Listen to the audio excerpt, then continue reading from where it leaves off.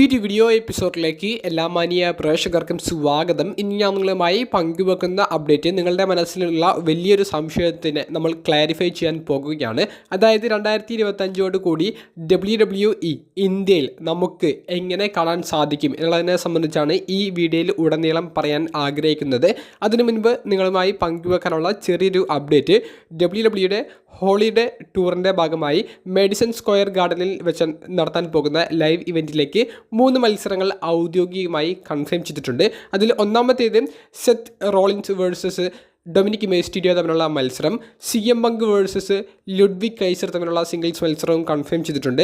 അതുപോലെ തന്നെ നിലവിലെ വേൾഡ് ഹെവി വെയ്റ്റ് ചാമ്പ്യനായ ഗിന്ദർ ഡാമിൻ പ്രീസ്റ്റിനെതിരെ സ്റ്റീൽ കേജ് മത്സരത്തിൽ ടൈറ്റിൽ ഡിഫെൻഡ് ചെയ്യുന്ന ചാമ്പ്യൻഷിപ്പ് മത്സരവും കൺഫേം ചെയ്തിട്ടുണ്ട്.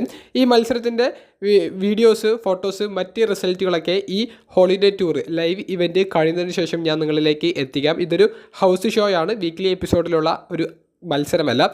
അതിൻ്റെ കൂടെ തന്നെ പറഞ്ഞു പോകാനുള്ള ചെറിയൊരു അപ്ഡേറ്റ്, ജനുവരി 4 തീയതി മുതലുള്ള സ്മാക്ഡൗൺ എപ്പിസോഡുകൾ 3 മണിക്കൂർ ദൈർഘ്യമുള്ള സ്മാക്ഡൗൺ എപ്പിസോഡായിരിക്കും. സ്മാക്ഡൗണിൻ്റെ ചരിത്രത്തിൽ ആദ്യമായിട്ടാണ് 3 മണിക്കൂർ ഷോയിലേക്ക് WWE ഇപ്പോൾ സ്മാക്ഡൗണിനെ മാറ്റാൻ പോകുന്നത്. അത് WWE തന്നെ ഔദ്യോഗികമായി അവരുടെ വെബ്സൈറ്റിലൂടെ സ്ഥിരീകരിച്ചിട്ടുണ്ട്. അപ്പോൾ ജനുവരി മുതൽ റോയും സ്മാക്ഡൗണും 3 മണിക്കൂർ തന്നെയായിരിക്കും.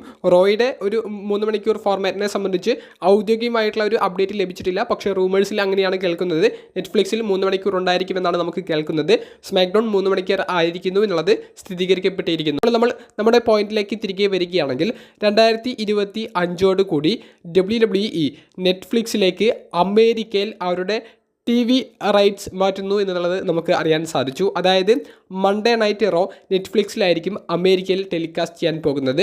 മൺഡേ നൈറ്റ് റോ മാത്രമല്ല, നെറ്റ്ഫ്ലിക്സുമായിട്ടുള്ള ഡീൽ പ്രകാരം UK യിലടക്കം റോ, സ്മാക്ഡൗൺ, അതുപോലെ തന്നെ മറ്റ് പ്രീമിയം ലൈവ് ഇവൻറ്റ്സ് ഒക്കെ നെറ്റ്ഫ്ലിക്സിലേക്ക് 2025 കൂടി മാറാൻ പോകുകയാണ്. അപ്പോൾ ഇന്ത്യയിലെ സിറ്റുവേഷൻ എന്ത് എന്നുള്ളതാണ് പലരും സംശയത്തോടു കൂടി ഉറ്റുനോക്കുന്നത്. അപ്പോൾ ഈ ഒരു വീഡിയോ ഇൻഫോർമേറ്റീവാണ്. ഈ ഒരു വീഡിയോ നിങ്ങളുടെ റെസ്ലിംഗ് ഗ്രൂപ്പുകളിൽ മാക്സിമം ഷെയർ ചെയ്യുക.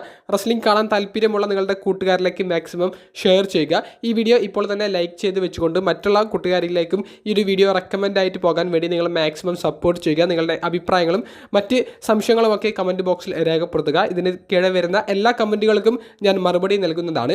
ഇതിന് മുൻപത്തെ ഈ നെറ്റ്ഫ്ലിക്സ് ഇന്ത്യയിലേക്ക് എങ്ങനെ അവർ സ്ട്രീം ചെയ്യും, അതുപോലെ തന്നെ ഇന്ത്യയിലെ സോണിയുടെ ഡീലിൻ്റെ അവസ്ഥ എന്ത് എന്നൊക്കെ പലരും ചോദിച്ചപ്പോൾ ഞാൻ ഒരാൾക്കും മറുപടി കൊടുക്കാതിരുന്നതിൻ്റെ കാരണം ഞാൻ ആ മെസ്സേജുകൾ കാണാത്തത് കൊണ്ടല്ല, ആ റിപ്ലൈകൾ കാണാത്തത് കൊണ്ടല്ല, കൃത്യമായിട്ടുള്ളൊരു അപ്ഡേറ്റ് കിട്ടാൻ വേണ്ടിയിട്ട് വെയിറ്റ് ചെയ്തതാണ്. ഇപ്പോൾ നമുക്കതിന് കൃത്യവും വ്യക്തവുമായിട്ടുള്ള കുറച്ച് അപ്ഡേറ്റ്സ് കിട്ടിയിട്ടുണ്ട്. അപ്പോൾ നമ്മൾ പറഞ്ഞു വരുന്ന പോയിന്റിലേക്ക് വരികയാണെങ്കിൽ, ഒന്നാമതായി പങ്കുവെക്കാനുള്ളത് WWEയുടെ വെബ്സൈറ്റിൽ ഇപ്പോൾ ഉള്ളൊരു ലേറ്റസ്റ്റ് അപ്ഡേറ്റ് അവർ പങ്കുവെക്കുന്നുണ്ട്. 2025 തുടക്കത്തിൽ റോ, സ്മാക്ഡൗൺ, NXT, അതുപോലെ തന്നെ WWEയുടെ പ്രീമിയം ലൈവ് ഇവൻറ്റ്സ് ഇന്ത്യയിൽ എങ്ങനെ കാണാൻ സാധിക്കുമെന്നുള്ളതിന് അവർ പങ്കുവെക്കുന്നത് സോണി സ്പോർട്സ് ചാനലുകൾ വഴി TVയിലും സോണി ലിവ് എന്ന് പറയുന്ന ഓൺലൈൻ സ്ട്രീമിംഗ് സൈറ്റ് അല്ലെങ്കിൽ പ്ലാറ്റ്ഫോം വഴി നമുക്ക് മൊബൈലിലും ലൈവായി കാണാൻ സാധിക്കും എന്നുള്ളതാണ്. അപ്പോൾ 2025 WWE സോണിയിലൂടെ തന്നെ ടെലികാസ്റ്റ് മുന്നോട്ട് കൊണ്ടുപോകുമെന്നുള്ളത് സ്ഥിരീകരിച്ചിട്ടുണ്ട്.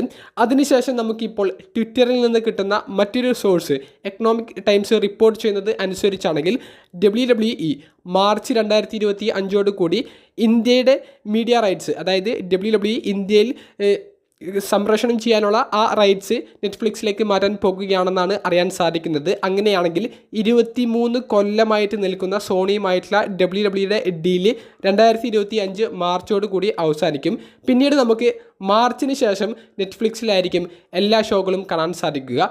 അപ്പോൾ എന്തായാലും മാർച്ച് വരെ നമുക്ക് സോണി ചാനലുകൾ വഴി TVയിലൂടെയും സോണി ലിവ് വഴി മൊബൈലിലൂടെയും WWE ഷോസ് ലൈവായി കാണാൻ സാധിക്കും. അതായത് റോയും, സ്മാക്ഡൗണും, NXTയും പ്രീമിയം ലൈവ് ഇവൻറ്റ്സ് എല്ലാ ഷോയുടെയും കാര്യമാണ് പറയുന്നത്. മാർച്ചിന് ശേഷം നെറ്റ്ഫ്ലിക്സിലേക്ക് മാറ്റും എന്നാണ് അറിയാൻ സാധിക്കുന്നത്. അപ്പോൾ നെറ്റ്ഫ്ലിക്സ് WWEയുമായിട്ടുള്ള ഒരു കോൺട്രാക്റ്റ് സൈൻ ചെയ്തിട്ടുള്ളത് എല്ലാ റീജിയണിലും, എല്ലാ കൺട്രീസിലും, എല്ലാ രാജ്യങ്ങളിലും അവരിലേക്ക് WWE ഷോസ് എത്തണം, അവരിലൂടെ വേണം ആളുകൾ കാണാം എന്നുള്ളത് കൊണ്ടാണ്. അപ്പോൾ ഇന്ത്യയിലും നെറ്റ്ഫ്ലിക്സ് അവരുടെ പ്ലാറ്റ്ഫോമൊക്കെ തുറന്നിട്ട് വർഷങ്ങൾ കുറേയായി. അപ്പോൾ WWE എന്ന് പറയുന്നത് നല്ല കാഴ്ചക്കാരുള്ള ഒരു WWE ഷോകളാണ് ഇവിടെയുള്ളത്. അപ്പോൾ WWE നെറ്റ്ഫ്ലിക്സിലേക്ക് എത്തുക എന്ന് പറയുന്നത് നെറ്റ്ഫ്ലിക്സിൻ്റെ വലിയൊരു ടാർഗറ്റാണ്. ഇന്ത്യൻ ഓഡിയൻസിനെ അവരുടെ ഷോയിലേക്ക് എത്തുമ്പോൾ അവർക്ക് സബ്സ്ക്രിപ്ഷൻ കൂടും, അവരുടെ വരുമാനം കൂടും. അപ്പോൾ ഇന്ത്യൻ ഡീൽ കിട്ടാൻ വേണ്ടി നെറ്റ്ഫ്ലിക്സ് എന്തായാലും എന്തായാലും WWE മാനേജ്മെൻറ്റിനോട് സംസാരിച്ചിട്ടുണ്ടാകും. ആ ഒരു ഡീലും കൂടി ഉറപ്പിച്ചതിന് ശേഷമായിരിക്കും അമേരിക്കയിലേക്കുള്ളൊരു ഡീല് നെറ്റ്ഫ്ലിക്സ് സൈൻ ചെയ്തിട്ടുണ്ടായിരിക്കുകയുള്ളൂ. അപ്പോൾ എന്തായാലും സോണിയുമായിട്ടുള്ള ആ ഒരു ഡീല് മാർച്ച് 2025 ശേഷം അവസാനിക്കും. മാർച്ച് വരെ നമുക്ക് ഇന്ത്യയിൽ സോണിയിലൂടെ കാണാൻ സാധിക്കും. അപ്പോൾ ഇതാണ് നമുക്കിപ്പോൾ ഒരു ക്ലാരിഫൈ ചെയ്തിട്ടുള്ള ഒരു അപ്ഡേറ്റ് ആയി പങ്കുവെക്കാനുള്ളത്. അപ്പോൾ കുറേയധികം കൂട്ടുകാർ ചോദിച്ചിരുന്നു. ഇത്തരത്തിലുള്ള കൃത്യമായിട്ടുള്ള ഒരു അപ്ഡേറ്റ് കിട്ടാൻ വേണ്ടിയിട്ടാണ് വെയിറ്റ് ചെയ്തത്.